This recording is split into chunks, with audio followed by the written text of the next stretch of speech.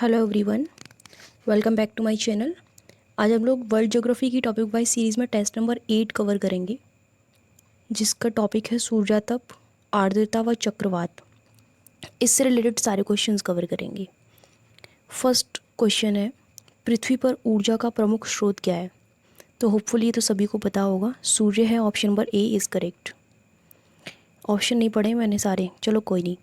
पृथ्वी पर ऊर्जा का प्रमुख स्रोत सूर्य है। सूर्य से निकली ऊर्जा का जो भाग पृथ्वी को प्राप्त होता है उसे सूर्यातप कहते हैं। ठीक है।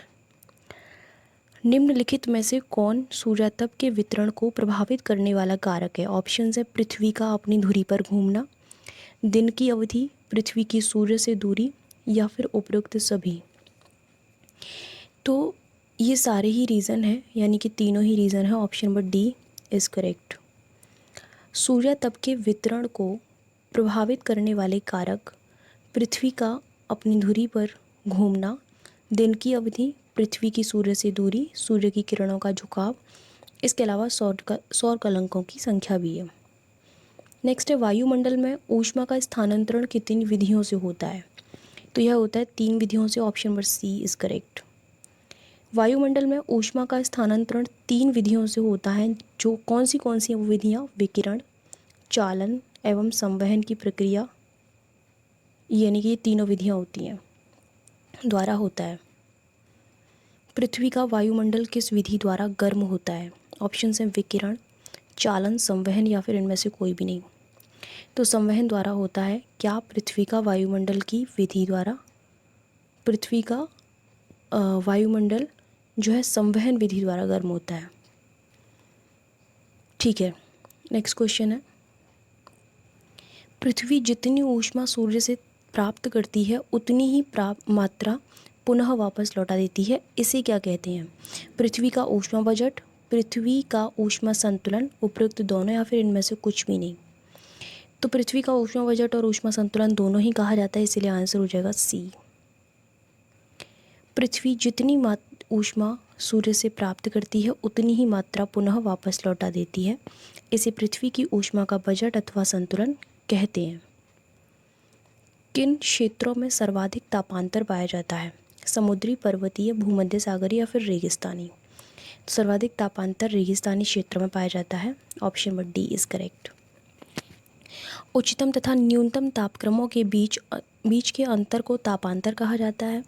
यह रेगिस्तानी क्षेत्रों में सर्वाधिक पाया जाता है क्योंकि वहाँ दिन अत्यधिक गर्म और रातें अत्यधिक ठंडी होती हैं। कौन सी रेखा समान तापमान वाले स्थानों को मिलाती है? समताप रेखा, तापांतर रेखा, सूर्यातप रेखा, या फिर विकिरण रेखा। तो वह समताप रेखा। Option number A is correct.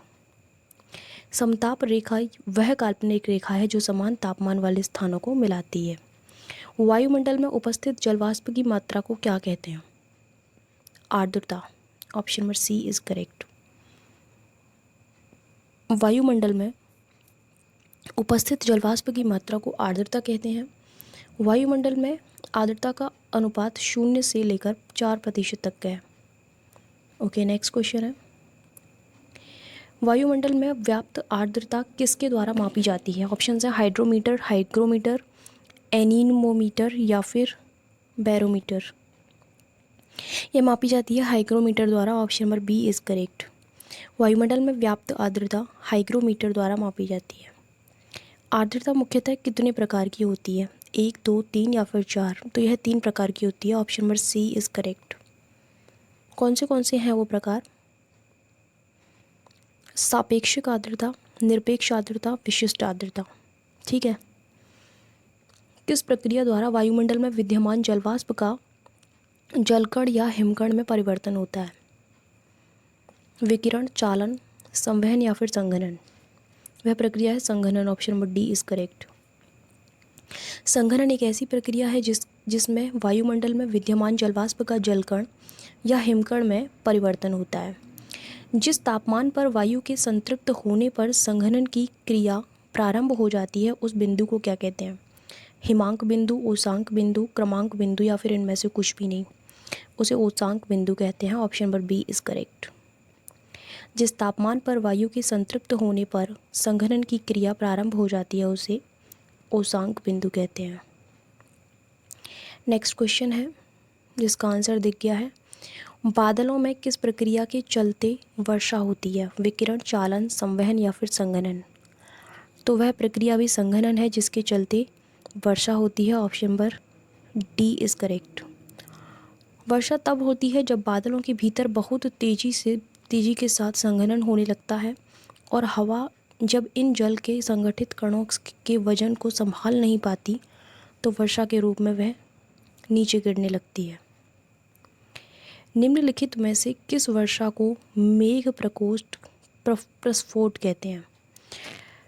संवहनीय वर्षा, तड़ित झंझा, पर्वतीय वर्षा या फिर चक्रवाती? करेक्ट आंसर इज तड़ित वर्षा। Option number B is correct. तड़ित झंझा के दौरान बिजली कड़कने के साथ भारी होती है। वर्षा के साथ साथ ओले भी कभी कभी गिरते हैं। इस वर्षा को मेघ प्रस्फोट भी कहते हैं। दो भिन्न स्वभाव वाली वायु राशियों के मिलने से जो ढलुआ सतह का निर्माण होता है उसे क्या कहते हैं? ऑप्शन है चक्रवात, आर्द्रता, वाताग्र या फिर तड़ित झंझा। उसको कहा जाता है वाताग्र। Option number C is correct. दो भिन्न स्वभाव वाली वायु राशियों के मिलने से ढलुआ सतह का निर्माण होता है जिसे वाताग्र कहते हैं। चक्रवात के केंद्र या मध्य भाग को क्या कहते हैं? ऑप्शन है चक्रवात की आँख, चक्रवात का मुंह, चक्रवात का पेट या फिर चक्रवात का सिर। ऑप्शंस बड़े फनी हैं लेकिन आंसर फनी नहीं है। चक्रवात की आँख उसे कहा जाता है। Option number A is correct. चक्रवात के केंद्र या मध्य भाग को चक्रवात की आँख कहते हैं। यहाँ वायु का आरोहण नहीं होता इसीलिए यहाँ वर्षा नहीं होती। चक्रवात के दौरान सर्वाधिक वर्षा आँख की दीवार के सहारे होती है। ठीक है, नेक्स्ट क्वेश्चन है। निम्नलिखित में से कौन सा चक्रवात कैरिबियन सागर में उठता है? ऑप्शन है टॉर्नेडो, टाइफून, हरिकेन या फिर बोगियो। तो वह है tornado. Option number A is correct. Tornado एक उष्णकटिबंधीय चक्रवात है जो कैरिबियन सागर में उठता है। यह बहुत ही प्रचंड और प्रलयकारी होते हैं। यूएसए में किसको टॉर्नेडो एली कहा जाता है? ऑप्शन हैं प्रेयरी मैदान, मिसिसिपी मैदान, सेंट हेलेंस मैदान या फिर कैंटबरी मैदान। तो उसे कहा जाता है मिसिसिपी मैदान। Option number B is correct. Tornado प्रभावित वृहद मैदानी भाग को टॉर्नेडो एली कहा जाता है। यूएसए में मिसिसिपी मैदान को टॉर्नेडो एली कहा जाता है। ओके, नेक्स्ट क्वेश्चन है।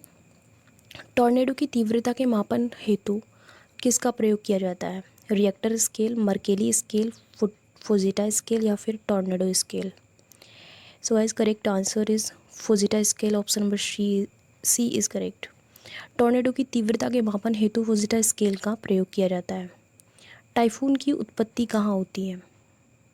बंगाल की खाड़ी में, कैरिबियन सागर में, चीन सागर में या फिर काला सागर में? इसकी उत्पत्ति होती है चीन सागर में। Option number C is correct. Typhoon एक उष्णकटिबंधीय चक्रवात है। इसकी उत्पत्ति चीन सागर में होती है। ठीक है, नेक्स्ट क्वेश्चन है। निम्नलिखित में से कौन सा चक्रवात उत्तर पश्चिम ऑस्ट्रेलिया में उठता है? टॉर्नेडो, टाइफून, हरिकेन या फिर विली विली? तो वह है willy willy. Option number D is correct. Willy willy एक उष्णकटिबंधीय चक्रवात है जो उत्तर पश्चिम ऑस्ट्रेलिया में उठता है। ठीक है, नेक्स्ट क्वेश्चन है। हरिकेन चक्रवात किस देश को प्रभावित करता है? ब्रिटेन, ऑस्ट्रेलिया, यूएसए या फिर जापान? तो यह प्रभावित करता है यूएसए को। Option number C is correct. Hurricane उष्णकटिबंधीय चक्रवात है जो यूएसए में उठते हैं तथा उत्तरी अमेरिका में मुख्यतः टेक्सास, मैक्सिको, फ्लोरिडा आदि के तटीय क्षेत्रों को प्रभावित करते हैं। तो ये प्रश्न भी बन सकता है कि उत्तरी अमेरिका में यह किन प्रमुख क्षेत्रों को प्रभावित करता है, तो आपको याद रखना है। नेक्स्ट क्वेश्चन है। हरिकेन की तीव्रता का मापन किससे किया जाता है? साफिर सिम्पसन स्केल से, मर्केली स्केल से, फुजिटा स्केल से या फिर हरिकेन स्केल से? तो प्रश्न कुछ इस तरह है कि हरिकेन की तीव्रता का मापन किससे किया जाता है? तो इसकी तीव्रता का मापन किया जाता है साफिर सिम्पसन स्केल से। Option number A is correct. Hurricane की तीव्रता का मापन साफिर सिम्पसन मापक द्वारा होता है। नेक्स्ट क्वेश्चन है, निम्नलिखित में से कौन सा फिलीपींस में उठता है, मतलब ठीक है, कौन सा चक्रवात है? ऑप्शन है टॉर्नेडो, टाइफून, हरिकेन या फिर Baguio. So correct answer is Baguio, option number D is correct. Baguio चक्रवात फिलीपींस में उठता है। तो यहाँ आपके क्वेश्चंस बन रहे थे 23 जो कि कंप्लीट हो चुके हैं। पीडीएफ की अगर आप लोगों को नीड है तो साइट का लिंक वीडियो के डिस्क्रिप्शन बॉक्स में दे रखा है, वहाँ से आप लोग पीडीएफ के लिए साइट विजिट कर सकते हो। टेस्ट सीरीज़ है ये पूरी हमारी ऑल वन डे एग्ज़ाम्स के लिए। उसके अलावा अगर आप वहाँ नहीं जा सकते हो तो इस नंबर पर कॉल या व्हाट्सएप कर सकते हो, ठीक है। So thank you so much for watching my video. मिलते हैं नेक्स्ट वीडियो में, तब तक के लिए बाय बाय, टेक केयर।